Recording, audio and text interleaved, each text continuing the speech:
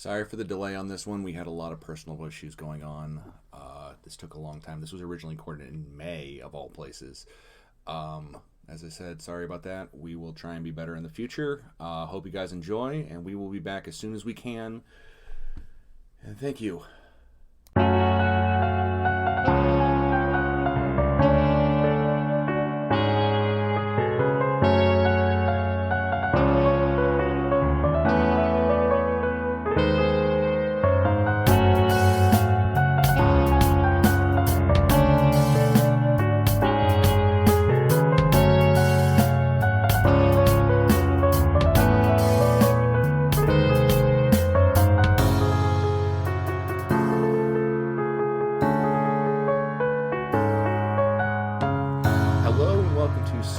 Presents Board, James Board. I'm Luke. I'm Lars. And I'm Dan. This is our retrospective of every James Bond film. How's everyone doing tonight? I'm doing pretty well. The kids are up in bed. Elliot just got a certificate. Hold on one second. This is not going to be helpful for the listening. So audio. The audio. Does this certificate go in his permanent record? It is. He got a certificate in subtraction. Nice. In subtraction. So he is on a second grade level in subtraction and in math, and he's the only one in his class that is. Wow. Cool. So it would be really bad if he's like in a second grade level in subtraction, but he's in like a 10th grade level in addition. In addition, right. So there's something really off there. Yeah. He's positive. He's all about adding things. Doesn't like to give things away. He's a hoarder. He's a hoarder for numbers. He does not like to subtract. Actually, based on this, he is ruthless. He's a Spartan. Possessions mean nothing to him. It is all about taking things away. That's good. So I like it. Yeah, Lucas, how you doing? I'm good. I found a weird thing that I've become kind of obsessed with lately. Have any of you heard of Dracula Daily? Dracula Daily? No, I have not. So, I haven't read I read Dracula 20 years ago, and Dracula Daily. The novel Dracula is I think it's called an epistolary novel, is the term. It's all told through journal entries and newspaper clippings and... Like fragments. Oh, wow. Like fragments, yeah. Oh, wow. And, yeah. So it's third person, a reporter describing what happened?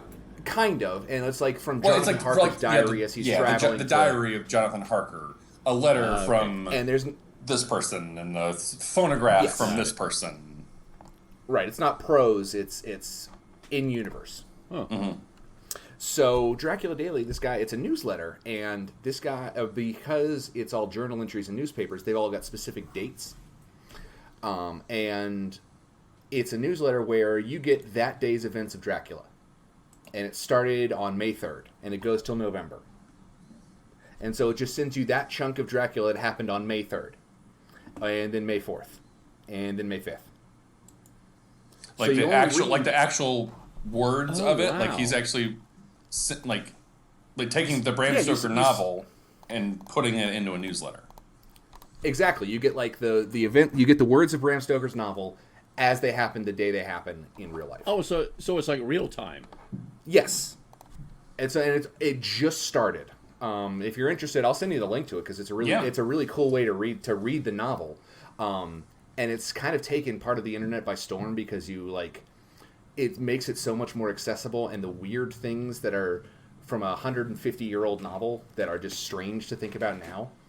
Like Jonathan Harker, it's about Jonathan Harker, and he's a solicitor, but he's so English that he can't take paprika. Like, he talks about how it's just completely knocking him, like it's knocking him out, it's so spicy. Now it's Hungarian, and now I get it. It's Hungarian paprika. That's a lot hotter, and it's a different time. Well, mayonnaise is a hot sauce. Give me a break. So now what? So it would be. I guess it'd be really cool if you didn't know the story of Dracula, and you were able to get it in little bits and bytes. That would be really cool if you had Alzheimer's and couldn't, you didn't understand what the story was and could read this that way. So that'd be really cool. It's not adapted. It is literally the passages from the novel. Yes. Correct? Wow. And what's interesting about it is that there are, once it introduces other characters, it'll be like Harker's entries in the book itself. I mean, it'll be Harker's stuff, and then Mina will start writing, but Mina starts writing earlier than when it is chronologically in the book. Huh. So it's kind of changed up the order of the events in the story, so you're seeing it all chronologically. Yeah, send me that link. That'd be cool. And post it on the when you post this. Yes, I will. So who came up with this idea? I don't know. Bram Stoker is the author. So. Oh, okay. Yes. And he wrote the book Dracula. So right. Okay, I get it. With the vampires. Oh, with the teeth. With the teeth. Got it. Yeah, who is this guy? I don't know. I started seeing a lot more references to Dracula on Twitter and Tumblr, and wondering why the hell we all decided to start reading Dracula. And then I just I saw Dracula Daily and looked it up. Like, okay, well, I know what I'm going to be obsessed with for the next 6 months. Huh. Well, I like those little bite-sized chunks too. It's little bits. Yeah, right? No, there's an archive to catch up with as well, because as I said, it started on the 3rd. Wow. Okay, yeah, that'd be awesome. I want to read that. I mean, it would be interesting to do in any novel like that. I mean, you could do what's the Harper Lee? Losing my To Kill a mind. Mockingbird. To Kill a Mockingbird, because it's in things that happen, and it could be like newspaper clippings almost. That'd be a really interesting read. Yeah. Huh. Cool. Dad, how you doing? I'll put that in the. Yeah. Yeah, Good, put that in there. Good. No, doing good. We have a mystery going on. We have there's a little basket of seashells that we have on the patio that Mom got when the kiddos were here last summer, and there was this little basket of seashells that the kids were playing with. There's some 2 little conch shells and a whole bunch of different shells, and it's just been sitting out there. And I went out there a couple days ago, and this little conch shell about 2 inches long, it was sitting beside the basket on my chair, and it wasn't in the basket. I'm like, oh, okay. So I picked it up, put it back in the basket. 3 hours later, Mom had been outside, and she came in and said, "Did you take that conch shell and put it somewhere?" I'm like, "What do you mean?" Said it was sitting on the patio. It wasn't in the basket. I'm like, really? So now it's like every day this seashell is being moved around, and we don't understand who's doing it. Is there something in it? No, there's nothing in it. It's been out there for 2 years. So if there was anything in it, it's long gone. There's nothing weird. in it, and it's I all of a sudden I'm like, okay, Mary, you're messing with me here, right? She said, "No, I'm not. I don't understand." And then all of a sudden today she texted me with a picture. She said, "It's moved again. It's now out of the basket." So we don't know if it's a raccoon, if it's a squirrel, if it's a conch that has come back to find its mate. A ghost conch? A ghost conch, exactly. If it comes into your house, we're not going to visit anymore. There you go. So it's just an odd little mystery that we're trying to solve. So I need to get one of those deer hunter trail cams. A game camera? A cam, yeah, to set it up to see if what it is. It's probably it'll end up being one of my creepy neighbors. That'd be really weird. And then I didn't want to find out. I would rather not. Yeah, I don't want to know. I don't want to know. So, but no, everything's good. Mom and I are doing great. We had a really nice Mother's Day. Took her out. She picked a nice place to go out for brunch. So we're doing good. And I head to Maine next week for business. So hopefully the weather's good. Well, Cool. and exciting news is that I get to head out to Denver next month and get to see Lucas and Victoria. So we might have to do this live out there. Yeah. That would be cool. And then we still got to figure out I don't know if I told you, Dad, I'm trying to get them to play hooky one day with me, and we'll take a day trip up to we're Wyoming. We're working on that, yeah. Just to cross off another state. Oh, cool. So. Yeah, it's a shame that if you were up there, we couldn't have done this movie because this was a pretty good one. This was okay. I will say that tonight's drink is a Heineken 00, which, of the non-alcoholic beers, pretty good. Actually, it tastes like a beer, looks like a beer in a beer bottle. Tastes pretty darn good, but there's no bite to it. And I feel like that's what any of the Roger Moore movies are, is that there's just something a little bit missing. So it looked like a James Bond movie. It kind of felt like one, but there wasn't that kind of bite to it. And that's why I chose a very tasty but non-alcoholic beer. There you go. I get it. So what is tonight's? It's The Spy Who Loved Me. The Spy Who Loved You. Well, loved you? Or me. Loved us. You? Me? I think he loved all of us. It's the royal we. Or me. Right. It's the spies we made along the way. Yeah. Right. Yeah, Dad, what's the story behind The Spy Who Loved Me? James Bond is tasked with investigating the disappearance of British and Soviet ballistic missile submarines and the subsequent offer to sell a submarine tracking system. Bond works alongside Major Anya Amasova of the KGB. Triple X. Exactly. The pair tracked the plans across Egypt and identified the person responsible for the thefts as shipping tycoon, scientist, and anarchist Karl Stromberg.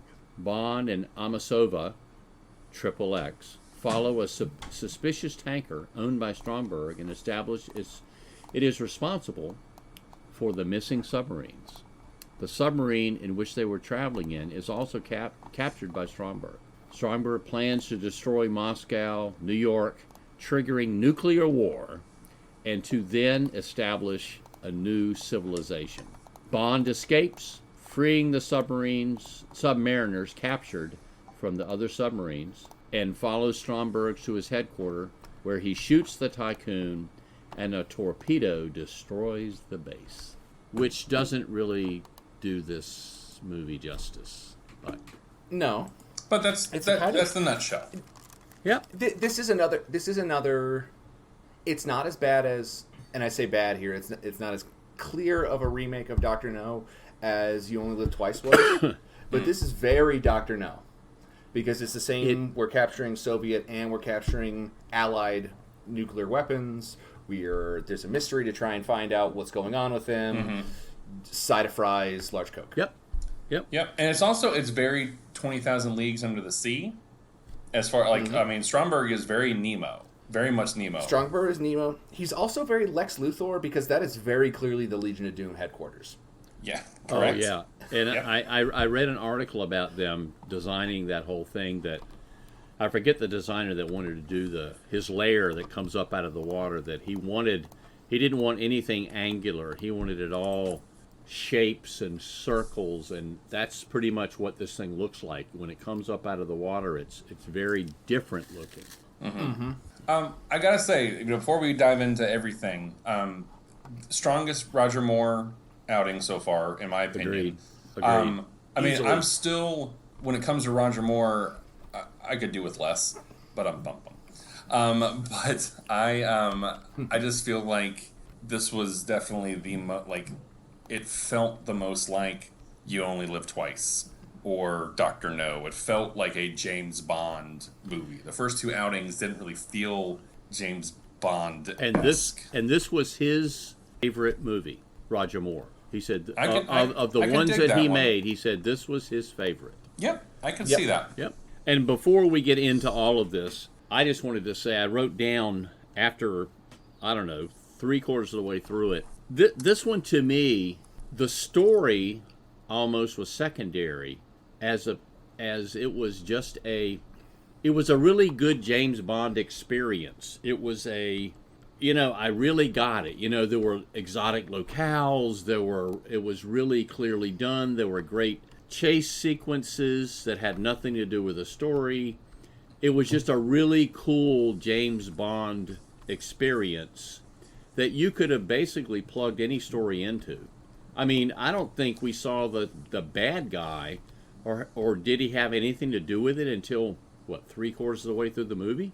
Yeah, it's a very Dr. No Yeah, kind of thing. yeah, exactly. Yeah. You're right. Yes, and I'm not going to try to yuck anybody's yum. I don't want to put a negative on the front end. So I'd like to talk about.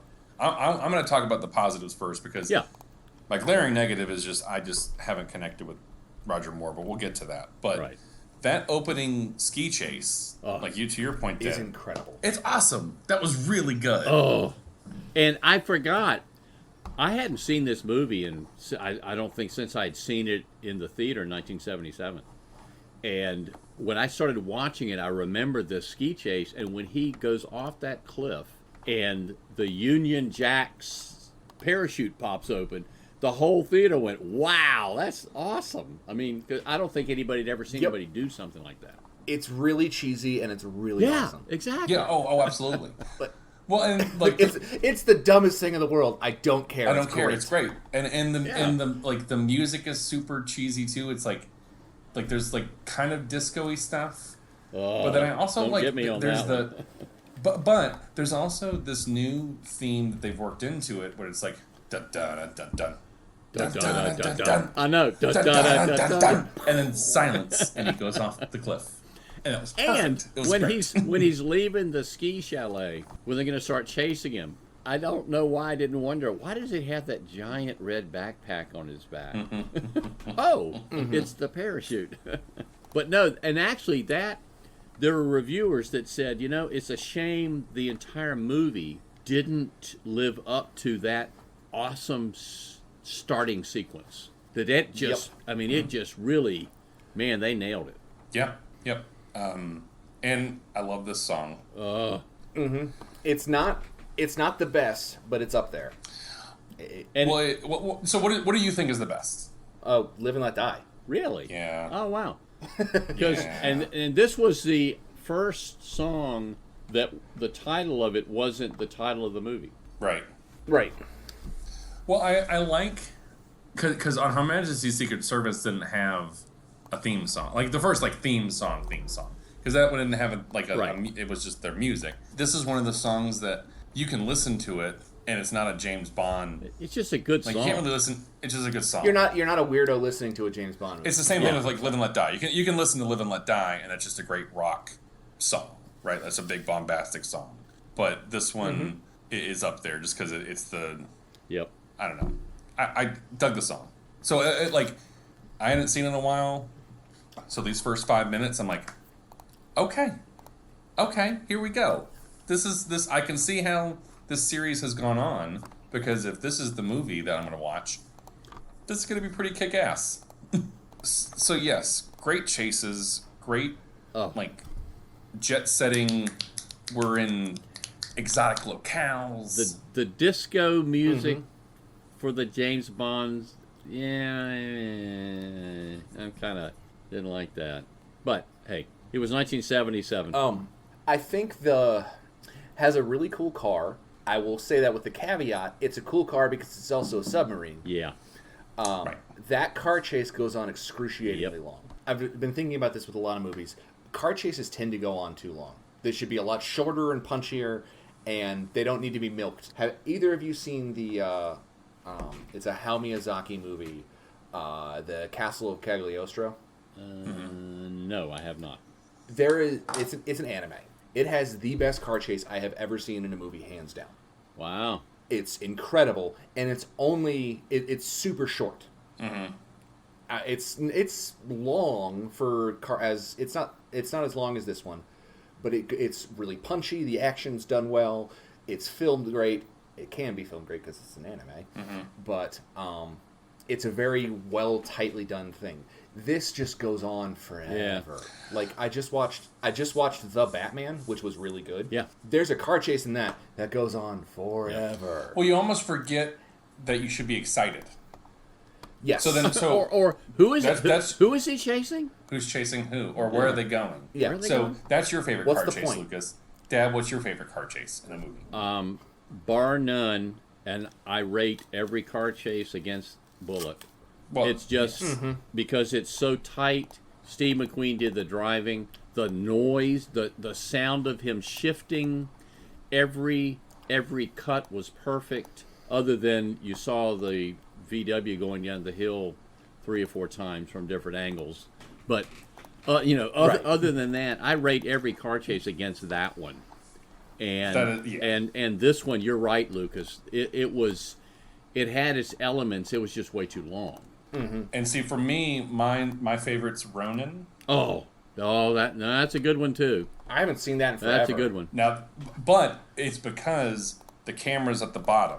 Like, you were on the street level, and it's all the streets are like this, and it's Yep. But it's punchy, it's quick, it gets out of it. Like, it's also to the point. Like, you never forget, like, action's motivation. I'm trying to get to this point to do this. I'm trying to stop this guy to do this thing. I'm trying to get away from these people because of this. And these car chases, they go on for too long where you forget, why am I doing this?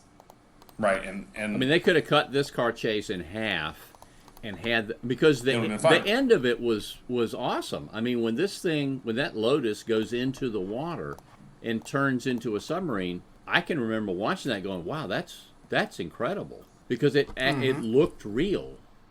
And I just read recently that Elon Musk actually bought that car the actual car for $600,000, I think, to try to actually make it do what it did in the movie. But then it's Elon Musk. So he'll forget about it in 5 minutes did. And sue someone. She's really good.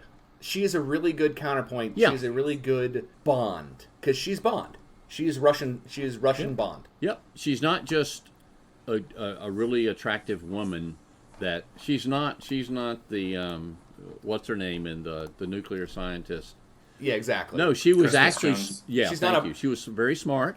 Knew what she was. She wants to kill him. Oh yeah, absolutely. Yep. And she's married to Ringo Starr. So there you go.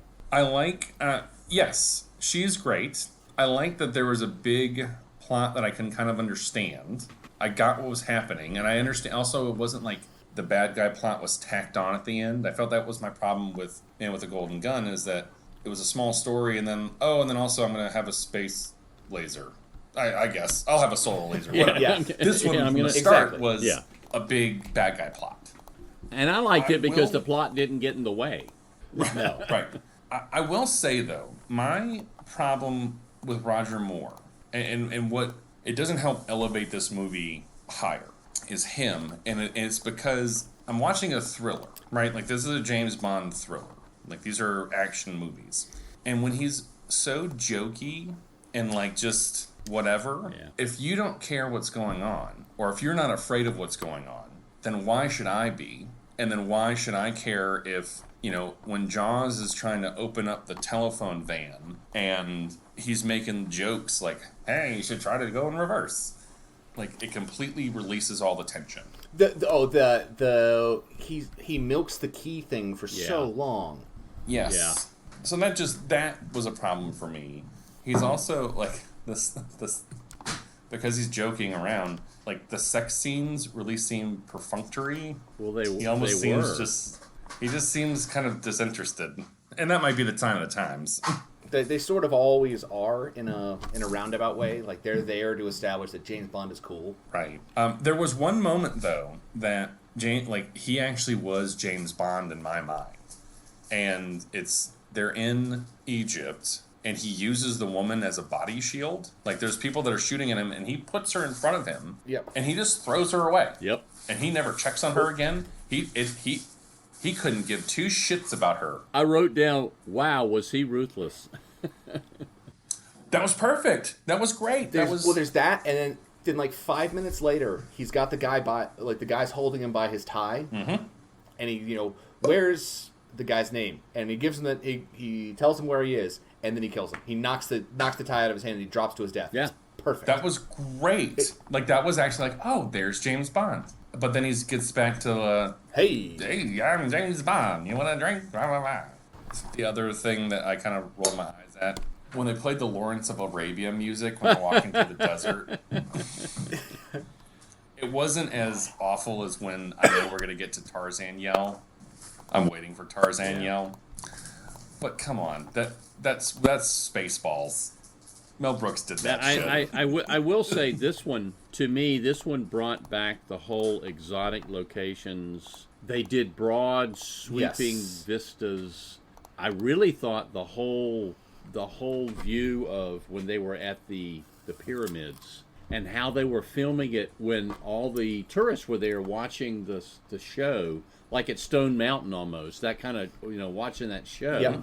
That was really cool. And it just kind of, I don't know, to me, once again, it's like, okay, people from nowhere's land, USA, who had never traveled anywhere, these are movies that take them to different locales, and wow, this is incredible.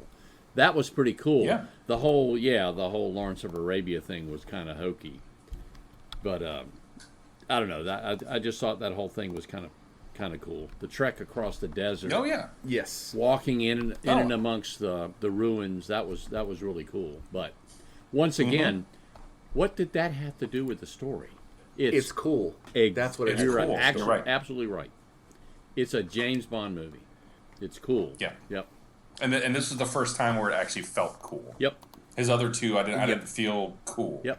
This one actually felt. I felt a little dirty in Live and Let Die, and I didn't care as much in Man with the Golden Gun. Right. I mean, both of those had exotic locations, but it just wasn't done as well as this. Mm-hmm. No. As I said, I like this one a lot. It is his best outing by far, and that's part of the problem. Is that as much because I like this one, there's less for me to talk about. I feel like because no seriously, I like the chemistry they had between each other. They're great together. I like that it works. It works as a James Bond movie. It doesn't work as a Roger Moore James Bond movie. It works as a James Bond movie. Past that point, I don't know what else I have to say about it. Yeah, you pretty much nailed it, Lucas, because I was watching the movie, and typically I'm jotting down a bunch of notes. I don't have a lot of notes. I was just watching the movie and watching things happen, and I would, I'd write down, great. I said, once again, exotic locations, Bond is ruthless, the pyramid sequence was cool, but I like the train fight. Oh yeah, the train fight was really good. Why does if James Bond isn't a code name, if James Bond is one person, right? Why does James Bond ever get on a fucking train ever again? This is the third time he's been attacked in his cabin on a train. Well, and I like, you're right, and I liked this fight a lot because when you first see Jaws, like Jaws is a joke. He's a joke. He's a joke. Mm-hmm. But when you put him in a very small area and he's filling the area and he's putting little tiny James Bond up on the ceiling, it makes him so much more imposing and so much more scary. He's the scariest of the whole movie is when he's in that train. Yeah. So that was that actually made him menacing, and like I remember, like, because you first see him, he's at the tombs. He's got a fucking metal mouth. It's like, really, this is so stupid. But then he's on the train. He's like, oh, okay. Oh, there's nowhere for James Bond to go because Jaws is everywhere in that cabin. Yeah, it's just that actually made him menacing. But I can remember watching this movie back in '77, and when he came on, I can remember thinking, this is the stupidest thing I've ever seen. They are making a joke out of a villain. They're going to put, why the heck does he have a mouthful of metal? That doesn't make any sense. And I don't know. And then he comes back in future movies. It's just crazy because he was popular, and I'm like, what the heck? Why was he popular? But again, that one scene. You're right. I got it. Yep. That he's a big dude. I get it. There we go. But everything else, I didn't really get Jaws. I felt like he was when they were going to make this movie, and they were talking to Ian Fleming. Ian Fleming would not let them use any of the story of his book. He would only let them use the title. Said you can't use any of the characters, any of the storyline. I think he saw where all the I think he saw where all this was going, and he just said, "Nope, you can use a title, but that's it." But there was some. Because I thought Ian Fleming was dead. Not for this one. So when there was actually a guy in this story that had metal teeth in the book, and somehow they got away with doing it. But no, Ian Fleming said you can use everything. You can use the title, but that's it. Well, I heard that Broccoli was like, you know what, we've made some not great ones lately. Yeah. Let's really give it our all on this one. And I could see like, hey, you know what? Yep. You guys made a pretty fun movie. This was not a slog. Yep, I agree. The tanker fight scene, that was the largest set that had ever been built. Oh, I heard that. Time. Yeah. I will say it's a very grenade heavy fight. That was a thought I had, is that for an enclosed place. Yes. They're throwing way too many grenades. What the heck, grenades? You know you're on the ocean, right? So those submachine guns they're using, that's what the Stormtrooper blaster was based off of. Yeah, I can see that. Yep. I like the it's an actual I like World the War II underwater gun. scene, the fight. That was very Thunderball. Yes. So I'm sure that somebody, like you just said, was looking at this and said, we gotta pull this franchise up out of the depths and bring it back to life. There is an interesting. I'm trying to figure out the best way to phrase this. I've mentioned it before, but James Bond is very the Bond franchise is very self-referential. It very much references or makes winks and nods at earlier moments. Oh. And this is this is the second time they've had a fight on a train, like they did on From Russia with Love, and they've done this in two Roger Moore movies. They're trying to say, hey, look, this is similar to what we've seen before. It's just an interesting little thing that happens. Yep. It feels like. Well, I think this one, the last two we just watched were very well. They were representations of the time, and it shows you what that period was like. I think this one hopefully is showing you that we're coming out of that whole bad period into a little bit better period. I just think they did a much better job with this one. Other than they had polyester suits, so whatever. Yeah, I will say, Roger Moore looks like businessman on business doing business things. Yeah. Though he had a business class. Actually wore a black tuxedo. I don't think he had any cigarettes or smoking at all. I don't remember him having a martini. Did he have a martini? He did. Yes, he did. Oh, that's right. In the casino. Yep. You're right. Because she orders it for him. Because he orders her That's drink, right. and she orders his. Yes. So at least it's not cigars. No, right.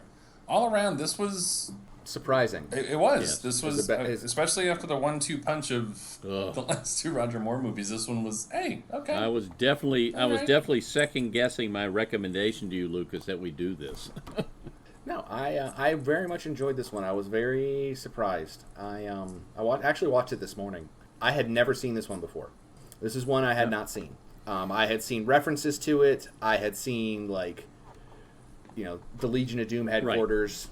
I didn't know that that's what this was from, but no, I like this one a lot. I'm very impressed with it. Well, awesome. Well, Lucas, where can folks find us? We can be found on the internet at swordinboardcast.podbean.com. We are now on Stitcher and Spotify and Apple Podcasts and Google Podcasts and basically any streaming service. Our theme music, Iron Curtain Shuffle, is done by the incredible Lillian Boyd. You can find them at Here Comes Will on Twitter. James Bond will return in For Your Eyes Only? No. Oh, yes. Is it? No, it's not. But they say it at the end of the movie because this came out in 1977, and what else came out in 1977 that took the world by storm? Ooh, I forgot. There's one in between. Yeah. Oh, I messed that one up. Keep this in. But he will return in Moonraker. Yeah. Oh, crap. Oh, yeah. I've seen that one. Oh, this is... I have to. This is... As we finally got out of the depths of despair and we were going back up, and now we're going to plummet. Maybe. Maybe. Well, y'all maybe don't listen to the next one, and then we'll catch up with you next time after that. I don't know. Oh no, let's keep it upbeat. let's try to be positive. Yeah. We'll say, well, it was short. All right. Have a good night, everyone. You as well. Good night, y'all.